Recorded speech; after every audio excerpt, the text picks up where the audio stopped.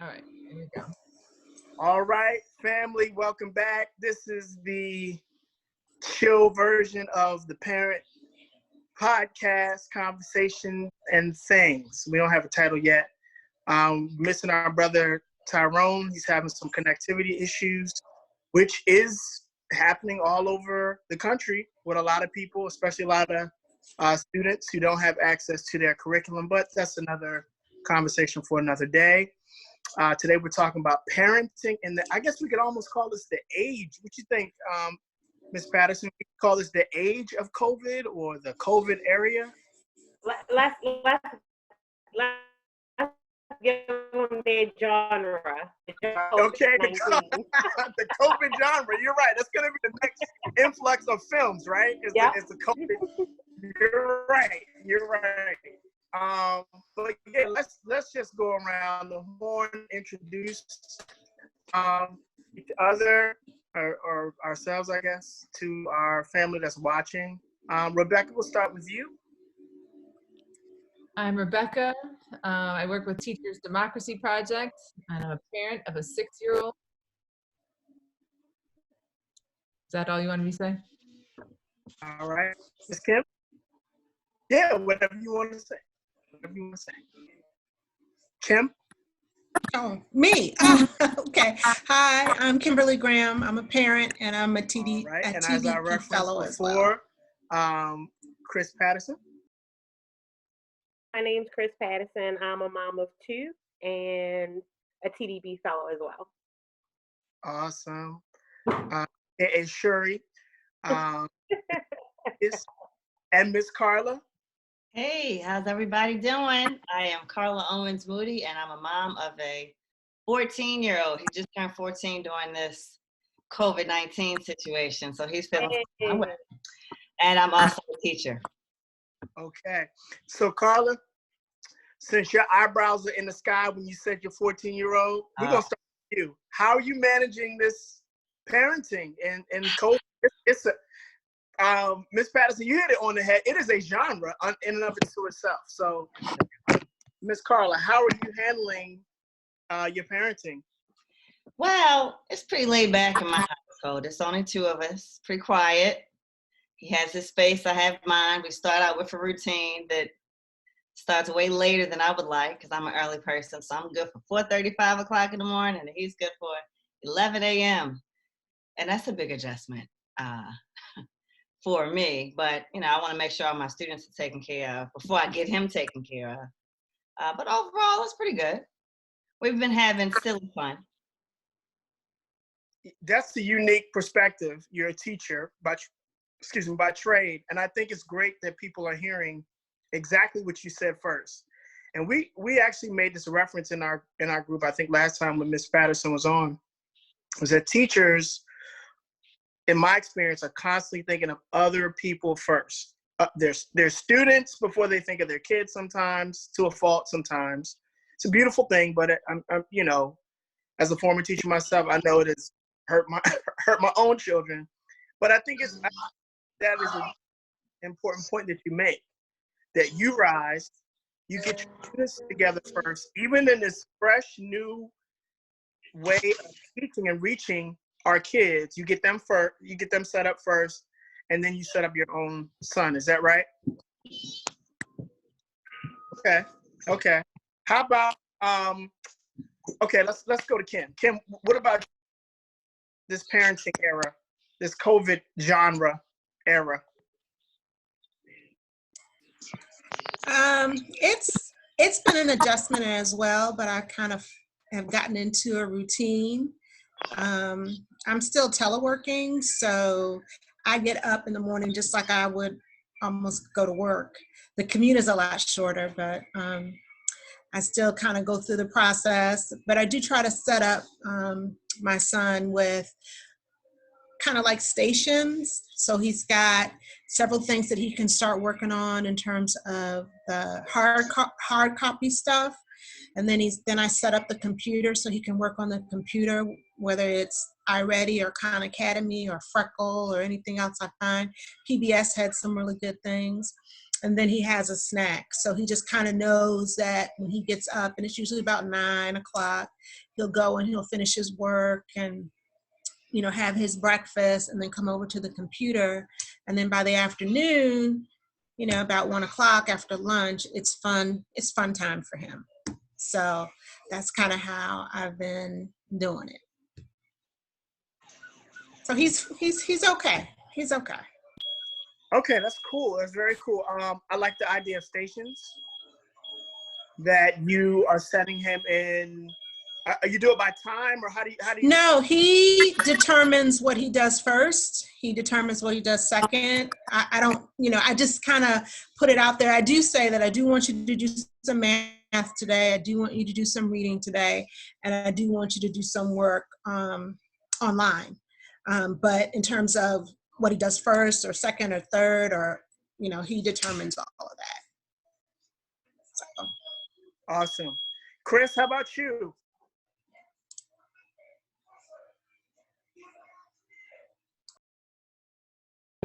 So to say, at my home. So my youngest daughter loves to do the block star and the building and the roadblocks and all that good stuff. So she doesn't realize the coding and things that are going on in the background as she's playing. So I usually let her do that. Make her get on cool math. And she has to read me a book anyway every day. So we go over the book portion as usual. So the day kind of flows. I don't hound her for her time. She don't hound me for mine. So as an educator as well, my kids already were set up on Google Classroom and things like that. So I'll give a directive as I would in the beginning of class, and tell them what their outcome needs to be by the end of the day. So even with my students in school, they pretty much have that leisure to kind of, you know, all right, I'm tired of doing math, or I'm tired of doing ELA. I'm going to do a science game. So they have that flexibility so that they won't be bored and, you know, totally over with the whole process. So to get them that flexibility. To stay on you, Chris, if I can stay on you, how are you managing your stress? I don't know. I think it's still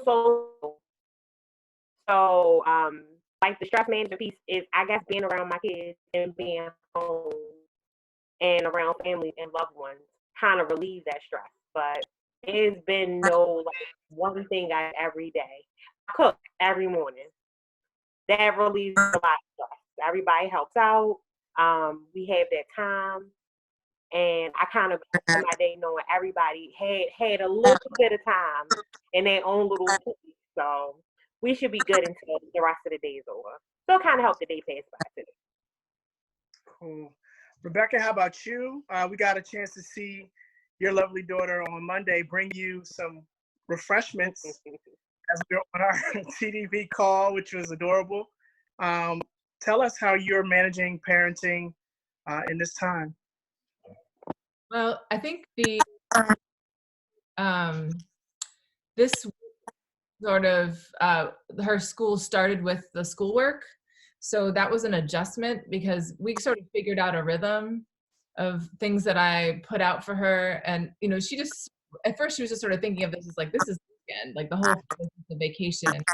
So she likes a lot of dramatic play, and I sort of lose my mind a little bit with a lot of dramatic play. So I was like, how do I shift this so that I'm not just playing what game she wants to play? There's got to be some structure to the day. We weren't technically, you know, school wasn't ready to give us a rhythm. So we figured out a rhythm, and now this week we have a new one because school has given us some stuff to do, and it's like, even though it seems doable, it's all it's replicating what happens in a classroom. So it's just that I'm supposed to administer it, and she's 6, so it's, you know, it's by definition going to be very dependent on the result. But I just wasn't expecting the hour-long meltdowns every day. But you know, so anyway, today, like, I feel like, usually like from everything like sleeping in your own bed to like every transition, it takes her about 3 days. And so this is, our fourth day. So I feel like every day we figure out some new things. The first day it was like, oh, daddy's home. I'm gonna go. Like when I gave her something that she didn't want to do, she would just go play with him. And then he didn't know. Anyway, we got on the same. That was important. So today, what I figured out is I put out sticky notes with all the tasks that I wanted her to do, and so she checked off. Well, not what I wanted her to do, what school wanted her to do, and she could check off after she did each activity, and she could tell how many she had left, and it went better. It went better than it has this whole week. So that was like today's success. Did I answer your question? Okay, awesome. Yes.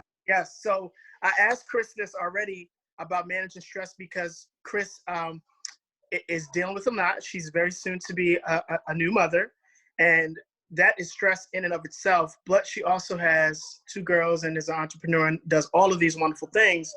So Chris gave us her answer, and her answer, part of it was cooking. Miss Kim, we had a conversation a couple weeks ago, so I got to know, I must know, how now, what have you done? I see the big smile. What have you done to help alleviate your stress? And then Carla, I'm coming to you right after Kim. I think I'm going outside more. I'm deliberately going out and playing basketball in the yard. I'm in the yard, throwing the football, walking around the house, just getting out and smelling the fresh air when you can. Like a couple of days it's been kind of rainy, but I think that has really helped me out a lot, just to get outdoors, even just for a little bit. So at least that's what I'm gonna tell y'all. You're standing ovation for that. 2 weeks ago, man, you were like, I can't do it. What do I do? Yeah, you're right. So I'm coming along. Good. I mean, baby steps, even for us, kids aren't the only humans that are learning. Hopefully, adults continue to learn. And for us, we got to unlearn some of those things that cause us to be wound up all of the time, and the pressures and things. We still, like you said this 2 weeks ago, and Tyrone mirrored it as well. Shout out to Tyrone. Hope he joins us. Is that there are things that still need to be done, deliverables, directives that we still have to do. This week, Chris and I are seeing an uptick in, Carla as well, I'm sure, uptick in these virtual meetings with our staff, also with our kids. So things still have to get done, but I'm glad that you're taking those steps for stress relief, okay? Carla, Rebecca, and then Chris, if anything else for your stress. Carla, go. I have to say, I'm probably one of the people that's benefiting the most of COVID-19. I get to sit down, and I'm enjoying it. I love being in the house. I'm enjoying, like Chris said, cooking every morning. Well, not every morning here. That's not a thing. But, when I do cook, I'm enjoying it. Working out every day, doing face masks every day, baths every day. My self-care game is so strong. There's no stress here at all. Like, I'm living my best life for real over here. And I get to craft in between the days. So I'm good.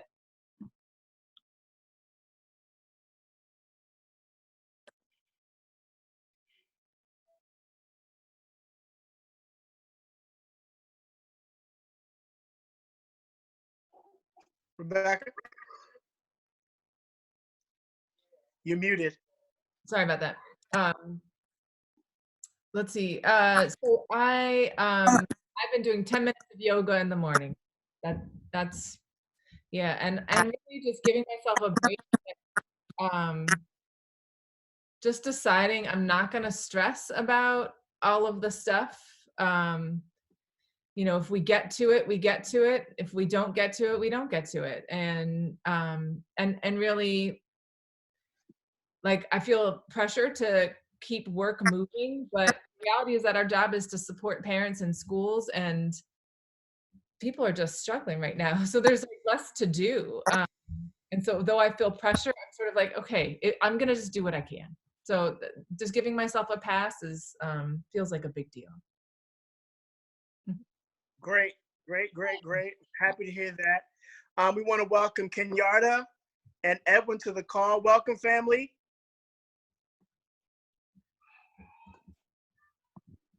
Hello. Hey, welcome, welcome. Kenyatta. Oh my, we get to see Kenyatta's face. Oh, and Chris Patterson's face on the call. What is going on? What? I was expecting just to see the blank. Okay, welcome y'all too. So the question, last thing that we discussed was, how are you, there's nothing to do with your children right now. How are you yourself personally relieving stress? What is it you're doing for yourself, self-care? Kenyatta, we'll start with you.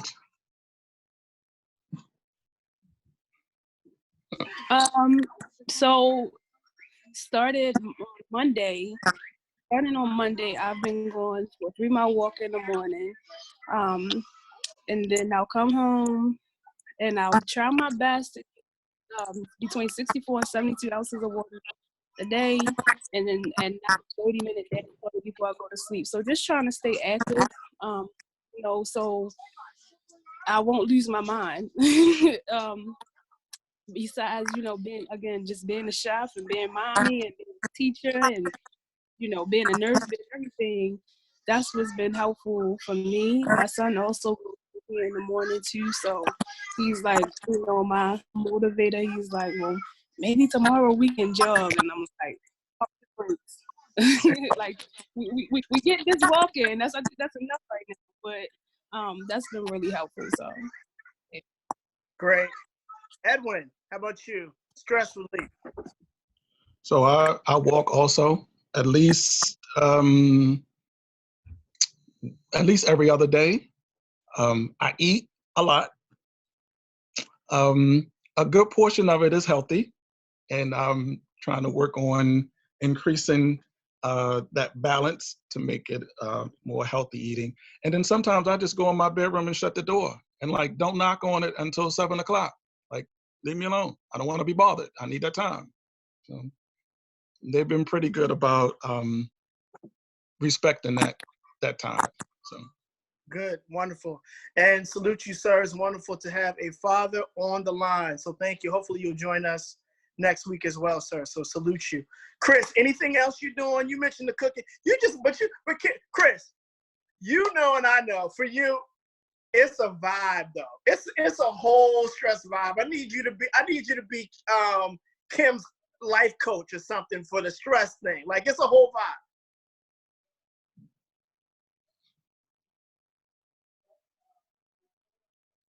You're muted. Chris, you're muted. Cam don't believe the hype. He's just so used to me being so laid back and cool during the day. That's all. It's no need to stress if you're not in control. So, you do your best to do your part and let it go. That's all you can do. Everything else is pointless. Right. No need to worry about it. It's going to get done. Good. Edwin, you actually segue into what I was going to ask next. Rebecca, I'm coming to you first. The question is about diet. No judgment. How are you all coping? It's different now. We have access to food.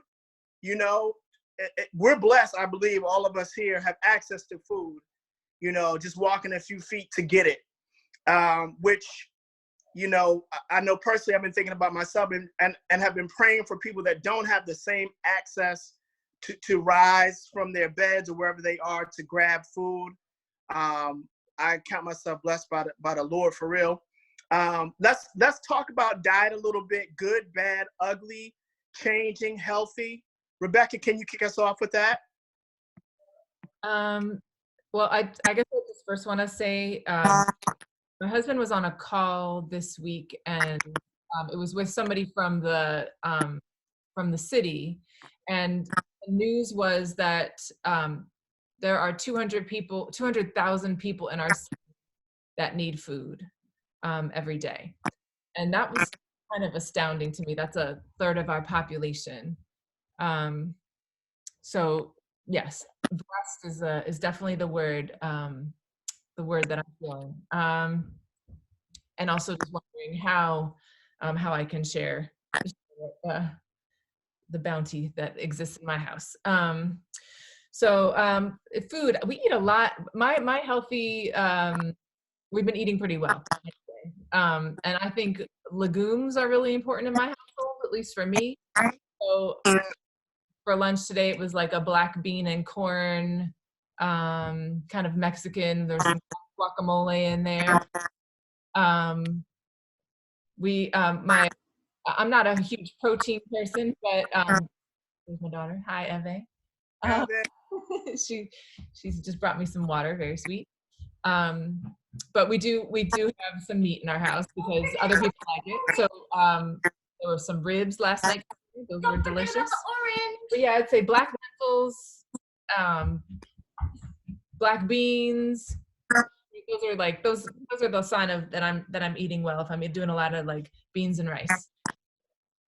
All right, thank you. Kim, what you got cooking? What's going on diet-wise? Good, bad, or ugly? Let's share it. Let's get it all out. No judgment. Unmute yourself, though, Kim. There we go. Well, let's see.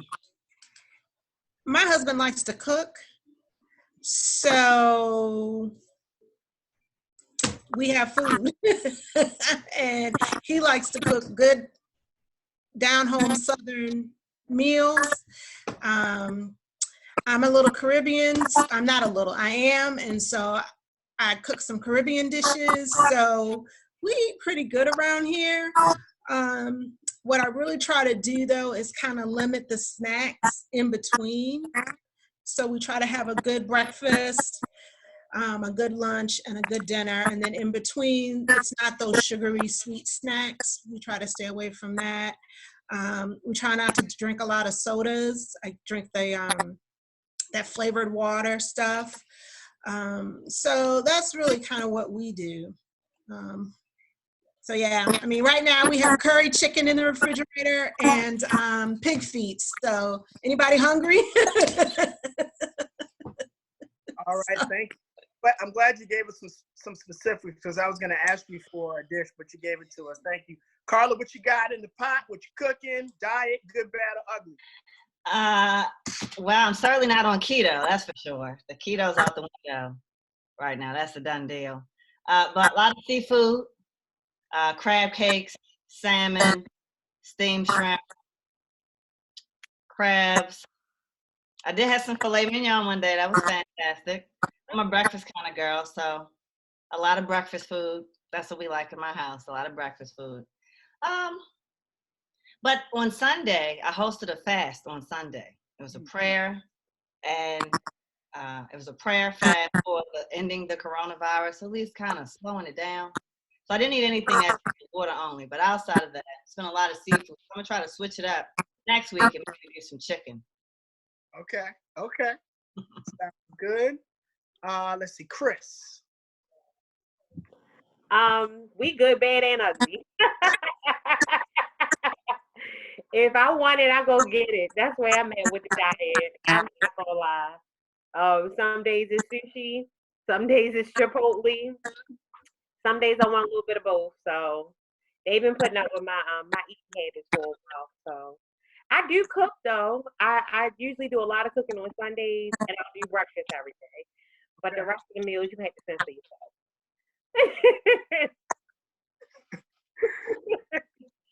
I'm sorry. Go ahead, Chris. No, that's it for real. I mean, we don't do snacks and stuff. So like, I don't have the sweets, the chips and stuff. We don't do that. So they not missing that. They missing the school store situations. You know, that they got the good stuff, but yeah, no. Thank you. That's awesome. You're one of the few, I'll probably say, American families that don't do snacks. That's rare. Kenyatta, what you got in the pot? Good, bad, or ugly? What you cooking? How you living? I heard you mention the water, which is a great thing. Yeah, so we are not like Chris. We have tons of snacks. I do not know how I would make it if I didn't have the snacks here. Like, I just, whew. So, but no, other than that though, we eat pretty good. And I have introduced some of the healthier snacks to now, and have been making them go more towards fruit when they want a snack. Or I'll try to buy things, you know, the sugar-free and stuff like that. But I'm still experimenting with the plant-based diet, so introducing that more and more to the family. But one of the things, so when we first heard about, you know, everything in the lockdown and everything, I'm just like, okay, you know, with plant-based, it requires you to have fresh fruits and fresh vegetables. And I'm like, well, if I can't get out to the store, you know, like how am I going to be able to prepare those things for my family as often as I would like to? So I did, you know, go out and get more meats, which I'm not complaining. I'm thankful that we have food in the house. So now I'm left with the option of cooking all of these meats. So we eating fish and chicken and, you know, try to more of the lean meats and things like that. But I don't have any complaints. That they have been going more towards water, because now that's one thing I don't buy. Like I don't buy juices and sodas.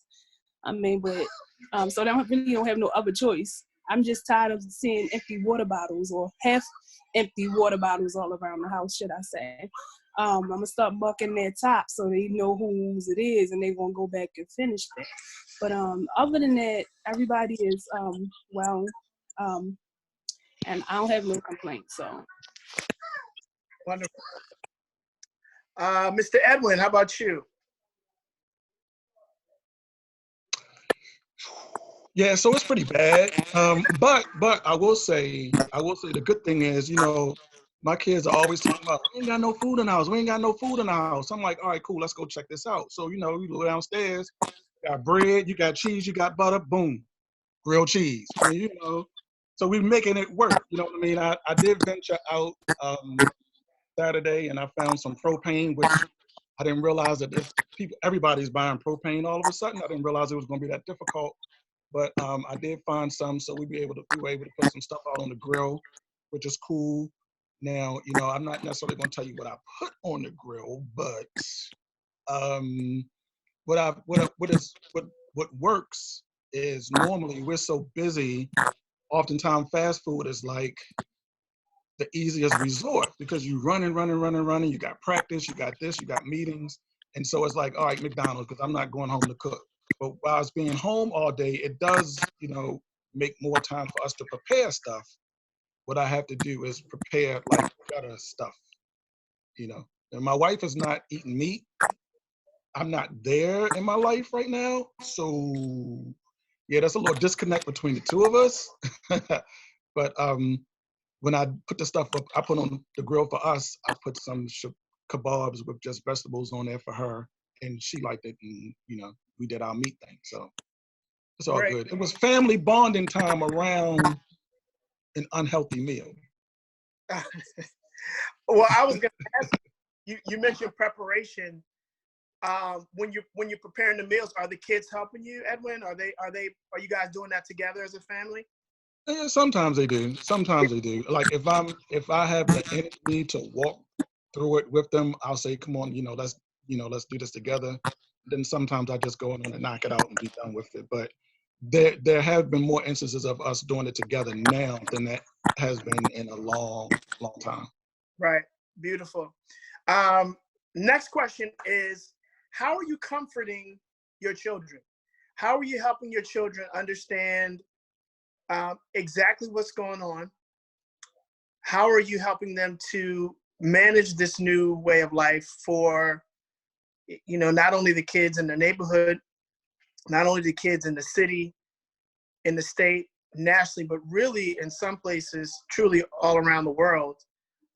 What kind of things are you sharing with them, or how are you helping them cope with what's going on? Kim, let's start with you, and then we'll go to Rebecca. What am I doing? I don't really know. If he asks a question about what's happening, I share with him what I know the coronavirus is, I tell him why we're not in school, you know. He's asked, like, why don't we go to the movies, or why aren't we going here or there? Because, you know, we are generally pretty active. But I tell him that, you know, things are pretty closed down now because of this virus that's very serious, and it's making people very sick, and some even die. So that is why we're not going out a lot, and we're just, you know, staying home and doing family stuff and making our own fun. And then he goes and plays.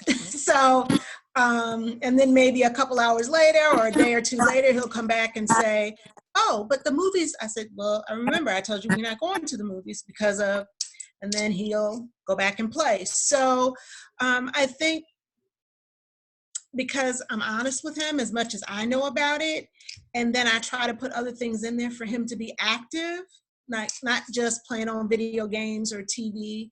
You know, we play cards, we played War the other day, we played dominoes, Uno. So, you know, I try to break it up to kind of help him not focus on what we're not doing, but try to focus on the things that we can do and what we can do as a family, you know, at home. So that's it.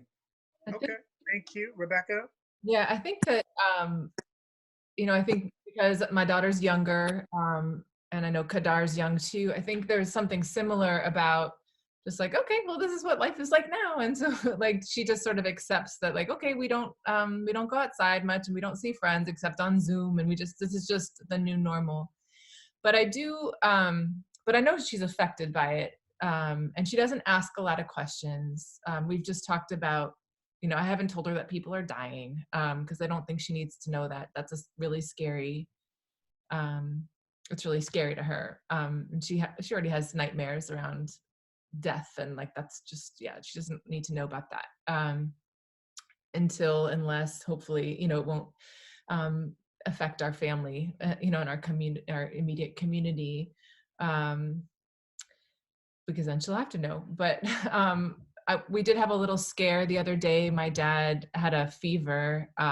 He felt fine, but he had gone to the chiropractor because he has a bad back. And so he went to the chiropractor, and they took his temperature, and he had high temperature. And so they took him to the hospital, and he got a test, and he's fine. So it was all good news, but it was scary, and I didn't tell her. I told her after. But I just, you know, I was just aware, like, okay, we do have to be ready for people that we know. And I think it's still in the early phases in Baltimore. And I know, you know, on Monday, there were 2 people that we knew in a work-related space that were affected.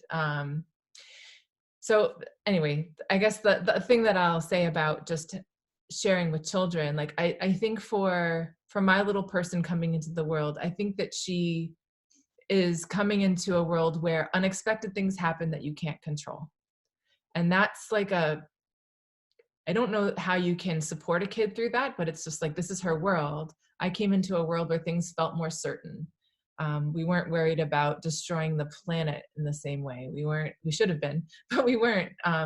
You know, we weren't worried about, at least in my community, like getting shot. And like, there was just a different kind of certainty to our trajectory. And I think that, you know, even people who grow up in privilege now, it's like, you're not, you know, you're spared some kinds of uncertainty, but there's other kinds of uncertainty that you're not spared anymore.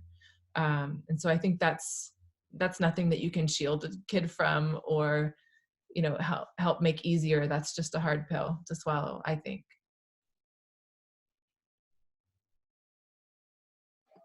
Thank you. Carla, words of comfort, words of wisdom. What are you telling your child? Well, you know, like everybody else, I've been kind of talking to him at, you know, he's a teenager now. He can see a lot without me having to really tell him.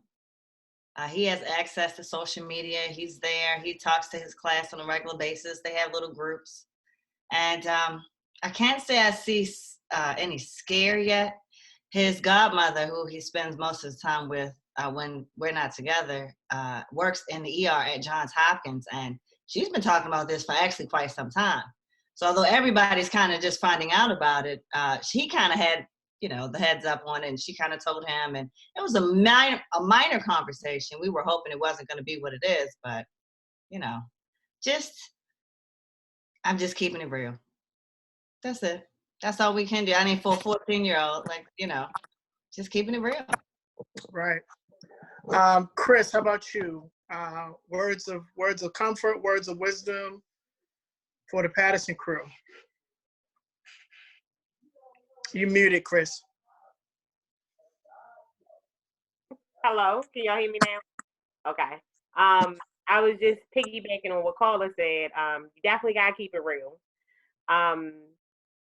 When we first kind of like got put out for the first 2 weeks, I let my kids know we can't leave the house and you can't leave the house. Because if you get sick, there's nothing I can do for you. And if I get sick, I can't even be around y'all. So like, me being high risk because I do have the compromised immune system, because I'm carrying a baby, is like, it's always been an issue that I felt like they needed to know the real of it. Because if something does happen, they will have to go somewhere else to stay. You know what I mean? So like, it's always been a forefront issue for me. As far as comfort, we here. We together. If you need something, I'm here. I mean, just being mom. Other than that, I don't know any other comfort to offer them because I don't know what's going to happen tomorrow. But they know I'm here. That's the only guarantee I can give them. Right. Beautiful, honest, true. Very, very poignant, Chris. Kenyatta, words of wisdom, words of comfort. So again, like the lady said before me, this matter of just being honest with the children, because really they understand. We don't give them enough. They really understand more than what we think they know. You might have to break it down into terms that they understand, but they really do understand. Like at first, I was worried too. Like well, Jackson, she's 3. She's not gonna get it, but now she goes to the bathroom. I hear her upstairs singing a birthday song while she's washing her hands, so she knows. Okay, it's minor, but she at least knows that. She at least remember. Okay, mommy said this is really important, so I must do that. And I also felt it was important to tell them because I'm not with them all the time. Well, now I am, but I'm just saying once things start to die down and we do get a little bit more normalcy, I still want them to remember these things. Wash your hands, cough in the arm of your neck and things like that. So now with Kaylee, she's like, so her and Jackson, they beef hard actually. They beef hard every day, but they love each other even harder. I guess that's just what siblings do, right? So like 1 o'clock, she come busting in my room. I'm asleep. And she's like, Mommy, I went to pull the blanket over Jackson and she felt hot. And I'm scared. I don't want my sister to have a fever, but I just wanted you to know. So I go and I check her and I'm like, she's fine. I guess to her small hand, she probably did feel warm, but she was fine. But, just the fact that they're able to look out for one another, so, if you're doing something wrong, I'm going to correct you because you're my sibling and I love you and I want you to do this right so we can all be, so we can all be healthy. So, and then CJ, he watches the news anyway. So he gets up. That's just a part of his thing. He watches the news before we go out running. So he knows. And if it's something that he doesn't understand, he'll ask me or his dad. So, but as far as the comfort thing, I'm just, I already was that mom. We play games and, like I said, for Monday for our birthday, we did the indoor obstacle course, which I had like tape all over my house, but it was so cool to watch them do. And I recorded them doing it to the Eye of the Tiger soundtrack, so that was pretty cool. But so it's just it's business as normal. So yeah. All right. Mr. Edwin, how about you, sir? Words of wisdom for your kids, words of comfort for them. So I think with my 2, I find that I have to do a lot of correcting of the information that they're getting from their friends and from social media and from wherever. And I think that is, that tends to be somewhat comforting for them. It's like, no, we don't have to be in the house by 8 o'clock every night. No, we can go to the supermarket. We can leave out of the neighborhood and we can go to get food and bring food in the house. It's like, oh, what if we run out of food? We're going to starve. No, we can go to the supermarket. It's okay, that kind of stuff. And yeah, there's a lot of people, unfortunately, who are dying the vast majority of people who contract this disease are okay. You know, they make it, they're well. But it's still a lot of people that's dying. I mean, that's the kind of reality that you have to balance. But I think with my two, they're getting so much negative and really just incorrect information from all of these different sources. I'm glad they can come to me and my wife, and we can tell them, okay, yeah, so that's not true, and here's the reality of the situation. It's very, very serious. I mean, you know, we're not trying to downplay it, but the facts are important, and I think that's kind of help them to get through. Very true. And there is a lot of erroneous details going around, which is contributing to, you know, the fear. And what we're dealing with is scary enough. So next question is, who are you leaning on in this time? Who's comforting you? Who Chris was mentioning uncertainty. Is it a person? You know, is it your faith? I'd like someone to share with, and like all of us to share, if you don't mind. That may be a little personal, and that's understandable too. You can certainly not share if you don't want to. Kim, how about you? Would you like to share that? Oh, okay. During this time, I think a lot of it is my faith, but I do have a really great support system in terms of family and friends. My husband is really great with that. I have a brother, cousins, you know, just friends in general that I call my sister friends and my brother friends. They've been really, really great and supportive. And I don't think I could have done it without that text that they send me, that email, the calls that they do to check up on me. So I really, really appreciate that. How about you, Rebecca? Do you mind sharing? I don't mind sharing. I'm not totally sure how to answer the question. I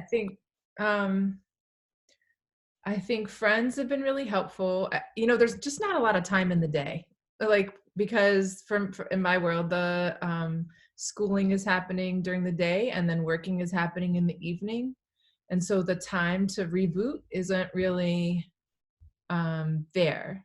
So, you know, I think I'm trying to give myself these like little moments before I go to bed and when I wake up to do yoga in the morning. And so I think it's a lot about, you know, I'm not a religious person, but I call myself a spiritual person. It's a lot about connecting with the greater good. But there are people that I call when I need a reality check, or, you know, my dad, my Helen, Tyrone, you know, there are people in my world that I check in with for different things for different people. Managing the homeschooling thing has been a big deal. Yeah, we got lots of family transition right now, so it's a lot. But I think there's a lot of self-reliance and a lot of like just having to find some belief in things will work out, things are okay. There's some greater picture in the universe of, you know, how that things are going to work out and in whatever way they're supposed to, and some purpose. It's hard to feel purpose when there's so much suffering, but I have to go there to find some peace. Indeed. Thank you, Rebecca. Carla, would you like to share or pass? Oh, yeah. I was ready for this one. On Sunday, well, I kind of mentioned it already. Last Sunday, well, the Sunday just passed, I had like some kind of group online. I'm not a social media person. Let me put that out there. I'm not a social media person. But with everything that's been going on, I actually do know two people that I've lost due to coronavirus that were kind of close to me. Well, fairly close. One of my neighbors, actually, 2 doors down. So that's been kind of disheartening. I just felt it to do like a prayer fast thing online. And I just had people like, whatever your favorite prayer is, or whatever your favorite script is, or, you know, fast water all day, or whatever it is you want to do to just support each other. Because right now we really need each other. We are very separated right now, but we all really want to be together. But if we could be together, what would we be? So just, you know, finding different ways to connect with people outside of the home. You know, laughing up with my girlfriends. I always enjoy that. you know, just enjoying the special people that's in my life.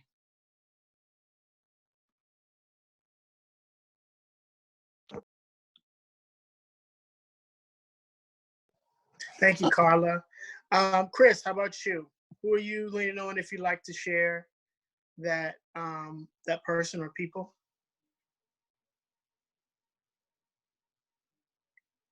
No, you're muted though. You gotta unmute me. Yeah, I was gonna say I pass on that one. I'm not the host. I'm not doing Oh, okay. No. I was muted by the host, but yeah, I pass on that one. I'm sorry, William. Oh, okay. No, that's fine. Kenyatta, how about you? Would you like to pass? So my husband definitely, because he is, you know, one of my best friends. The kids have definitely been a great support to me. Just when they come and tell like little jokes, like Kaylee came to me today and she was like, "Mommy, I knew since I was a baby that I was going to be funny," and I was like, "What? Okay, all right. So you're a self-proclaimed comedian. Okay, all right." She's like, "I just love to make people laugh." So you know, they do a lot for me. They feed my spirit a great deal. One of the people I miss the most is my grandmother. Before it got really bad, I took her some food and I just like dropped it off and I didn't stay. I didn't give her a hug or anything, and I really wanted to, but I'm just like, I didn't know who, you know, I might have been around or what I might have been in contact with, and I didn't want to compromise her. So, but we do talk almost every day. I miss her. Like, you know, I miss just sitting there and being able to snuggle up with her, and so that's a little hard, but other than that, you know, talking to my friends and my siblings. I'm the oldest of 6 on my mom's side and 2 on my dad's side and like 2 step siblings. So I got a lot of them to keep me busy with jokes and laughter and stuff. So, but other than that, I'm in great spirits, and you know, if I can help to lift somebody else's spirits, I try to do that as well. Thank you. All right, so y'all heard it. If you need somebody, let's get Kenyatta on the line. Mr. Edwin, how about you, sir? If you don't mind sharing. Yeah, well, so I'm a Christian, and I try to make prayer part of my daily activities. I try. I'm not always successful in doing that, but that's certainly been a big help. I think kind of like finding centeredness in myself, right? So sometimes, you know, like one night I just came and I closed the door, I turned all of the lights out, and it was raining outside. I cracked the window a little bit, and I just kind of laid in stillness and quiet. And that was really comforting and encouraging me a lot, you know. So sometimes you got to kind of dig it in here and pull it out from yourself. My parents definitely, you know, I was just thinking, you know, when the sister was talking about missing her grandmother, you know, I rarely go 3 days without seeing my parents in person, and I haven't seen them, and they live like not far. And so we've had to chat virtually, which is okay. It's just not the same as sitting at their table and, you know, having a cup of tea, you know, with my parents. So that's been a little bit difficult. But, you know, I talk to them, you know, online, and I talk to my sister a little bit. She helps a lot. And some of my social media engagements help as well. You know, I'm a member of a lot of different groups on Facebook. And, you know, sometimes we get together and we just chat about different things. And, you know, that's been helpful.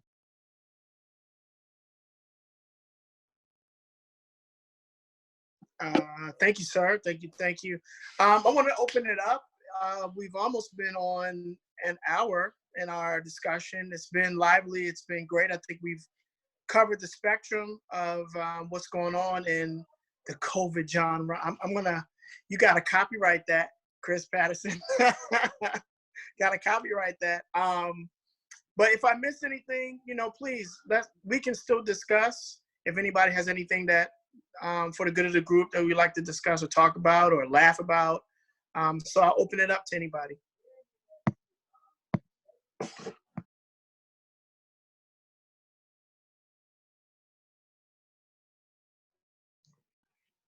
No. I guess kind of one of the additional benefits that I'll just mention is that I'm meeting neighbors that I never knew I had. Like I'm walking through my neighborhood and I'm like, you live here? Like, who are you? And, you know, people got dogs and stuff that I never knew, like, lived in the same neighborhood that I live in. So, you know, it's a lot bad going on, but I guess there's some positive things that come out of it also. You just gotta kind of tune your lens to be able to see it sometimes. But, you know, I just offer that. I actually connected with one of my friends on LinkedIn, and he does like a 2-minute video that he posts on Instagram. That's pretty much like an inspirational video. Nothing religious, just kind of like to get you moving and get you active. So I'm gonna share that link with you, and maybe you can post it. It's Who is Ronald Ames, I think, on Instagram. But he's a very talented person overall. But his little clips were designed to kind of keep everything in a positive mode during this time, during our COVID genre. So hopefully we can catalog him right up in there with everything else. But yes, I'll share the link and you can pass it on. Is he someone you know personally? He is. I used to work with him at the aquarium when I was in high school. Okay. And he wrote poetry, which is how I wound up like hanging out with him and kind of learning a little bit more about him. But young brother who has his own clothing line and all the other phenomenal things people can be, he's that. So, but I think him having those little short clips, it was a very inspirational take on such a bad situation. So I'm not social media at all. I was like, I don't even have Instagram. I don't know if I can even view the video. But he sent me the link. He said it's public. You can see it. So I just like to pass that on as like a little piece of inspiration for everybody, especially if you just want to get moving for 2 minutes or you want your kids to laugh at a video. It's funny. Awesome. I was gonna say maybe next week, maybe we can have him on. Oh, that would be hot. I will reach out to him and I'll connect the two. Absolutely. Awesome. Thank you. No problem. Anybody else for the good of the group? Anything we missed? We shout out to Carla who joined us. She had to roll. Can't wait to have her back on again. Anybody else though? No? All right. Well, thank you all for participating. I loved it. I love hearing what you all had to say, the differences in what you're doing and how you're doing it for your children and for yourself. Once again, Kim, I'm so happy you're just doing just a little bit more each and every time. I'm really happy to hear that. But yeah, family, join us next Thursday at about this time, 5 o'clock, for our parent connections. It's just straight parent connection.